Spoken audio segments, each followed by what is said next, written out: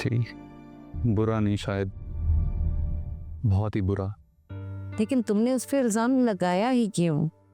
और तुमने कैसे समझ लिया कि वो वॉच उसी ने चोरी की है? शायद मेरी सेंस काम करना छोड़ गई थी उस वक्त। लगता है सहर इसी वजह से गुस्से में है और इसीलिए उसने मेरे साथ बदतमीजी की थी। ये तो सहर तो ऐसी लड़की नहीं है, वो तो बहुत प्यार से बात करती थी और खास तौर पे मुझसे। मेरी वजह से उसका रवैया चेंज हुआ है। मैंने सॉरी बोला तो था, लेकिन गिल्ट अभी भी वहां है। तुम फिक्र मत करो, मैं राबिया से बात करूंगी और एक दफ़ा तुम्हारी तरफ से सॉरी बोल दूंगी। गलती इंसान से ही होती है, लेकिन बेहतर है उससे जल्द दुरुस्त किया जाए।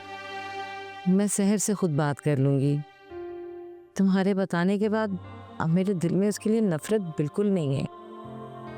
अब मुझे समझ आ रही है कि उसके बुरे रवैये की वजह तुम थे। लेकिन चलो उसे बात करके तुम्हारी तरफ से मैं उसका दिल साफ कर लूंगी। Don't you worry. चलो अब जल्दी से चेंज कर लो और सो जाओ, थके ओके है ना?